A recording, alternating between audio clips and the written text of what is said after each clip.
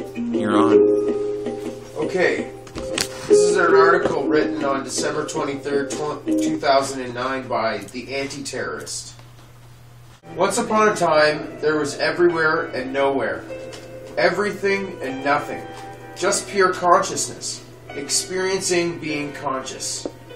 After an indeterminable amount of time, simply experiencing being conscious became a little monotonous.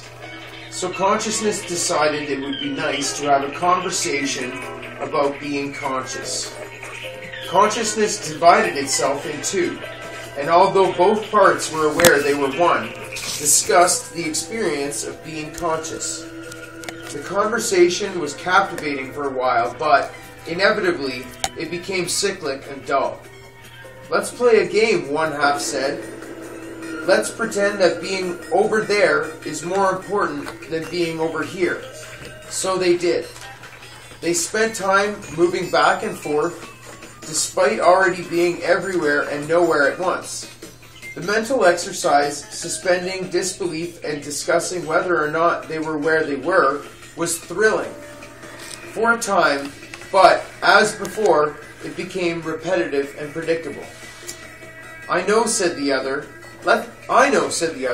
"Let's pretend if I get over there before you, I win." So they did. They raced back and forth and took turns at winning, and they congratulated each other, and the game was absorbing and interesting. Time flew by. They divided and split and multiplied over and over. Mitosis and cytokinesis, increasing the odds of making the race more and more exciting, but eventually even that became a little dull. "Let's make it so that if I win, I really win, and if you lose, it means I am better than you are." The others smiled and said in unison, "That's just silly. I am you." They laughed for an eternity. Then, "Okay, let's pretend that if you lose, you forget that you are me." And so the game took a fascinating turn, and we have been playing it ever since. When you finally remember who you are, when you know that we are all one, this game ends and we can begin a new adventure. I am convinced at a fundamental level of the power of the individual. I believe that we create our own reality, and that we are personally responsible for the lives and experiences that we have. Everything that you have in your life right now is something you created, and everything that's going to happen, that's going on in the world right now, we created collectively. We are all one, yet we have individual desires. Everything I do, everything you say, everything we think affects the entire universe. What happens to the one happens to the all, and what happens to all happens to the one. Most people do not like to acknowledge this truth because it would mean embracing the concept that we created the abuse or lack or the suffering in our lives or in the world as a whole. We are connected, yet solely responsible for our own personal actions. Never confuse responsibility with culpability. They are two entirely separate things. No one is culpable. Everyone should be responsible.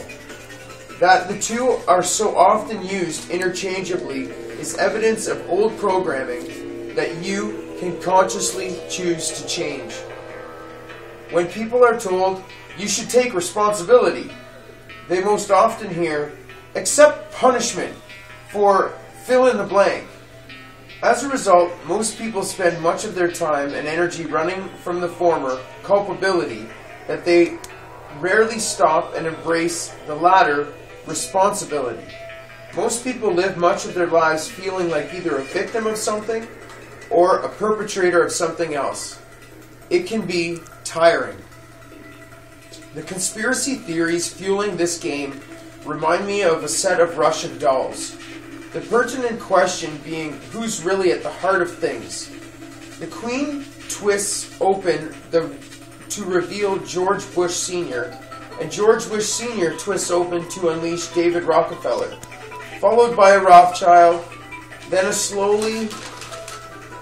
then slowly descending, nestled puzzle of the Black Pope on a rope, Elvis, the Mafia, the Anunnaki, and so on. Perhaps the center doll is Homer Simpson, and inside that is a donut. I get the distinct feeling that if the dolls were all made of foam rubber and were all exactly the same size, you could rearrange the plot sequence any way you liked, based on whatever you read on the internet the night before. Regarding the amorphous world, it's used all the time, and the meaning it's used all the time, and the meaning is always different for every person employing the term. Throughout human history, there's always been a they. Whether they referred to the ancient Egyptian pharaohs, the Roman ruling class, the Imperial British, the Third Reich, the Tsars, the Communists, the Church, whoever they are, changes continually. Yet the concept of they has been a constant theme of the human experience. The truth is, they is simply other, the other part of the all, and the game of other goes on. What interests me more than who they are is the question, what do they really want? My answer, they want your industry, that's all. And they are willing to dangle the promise of eternal life if you work in this one for nothing. Or they may promise corporate bonuses, or your name on a public building, or an award, or sainthood, or a statue. They may even promise you your own freedom if you do what they say. You may think you must give them your obedience, your adherence, your loyalty, the very birthright of your soul, though all they really require is your industry. Any ruling class sees the seething biomass of humanity as existing to serve the service of their needs, and have developed manipulation into an art form in order to accomplish this goal.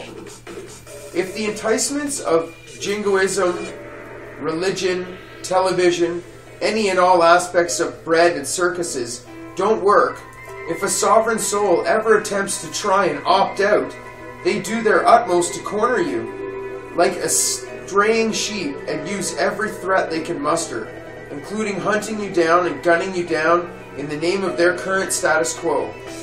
They want your industry. They want you to serve and service them. They'll stop at nothing to achieve this. There's a secret the elite would rather the seething biomass not catch on to. They run the world like a corporation. To them, it's really just business. The tendency is to view the elite as a shadowy, sinister boogeyman. Don't fall for it. Think shadowy, sinister businessman instead. They run everything like a corporation. Nations are corporations. Religions are run like corporations. Clubs, organizations, secret societies, the ones in charge are simply looking to maintain and hopefully increase their slice of the pie. Pump profits, feather the CEO's nest, that's all. Just business. It's the rest of us who take it so personally, and believe me, they count on that. They love to keep us angry, agitated, and continually arguing with one another. So, what happens when a workforce gets larger than the job requires?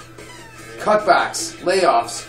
Where the elite agenda is concerned, reducing the workforce could translate into poisoning the food and water supply, or pushing tainted vaccines, or the timeless classic, keeping different cultures schism, agitated, and continually killing each other off.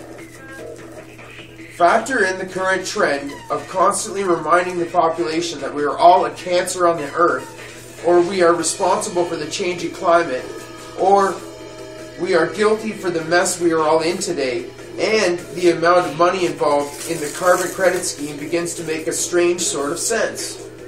We are not dealing with Dr. Evil or Sidney Whiplash. Snidely Whiplash. We are simply faced with businessmen. The good news is they have an Achilles heel. Let's say they do indeed manage to fulfill their manifest destiny. They bring world population down. They clear the continental United States and return it to a pristine state to serve as a pleasure park nature reserve. They get their workforce down to a manageable, cost-effective size. In other words, just enough people to serve and service their needs. Say they manage all this. What then? In the end, people who live simply to dominate and enslave others always eat their own. They turn on each other.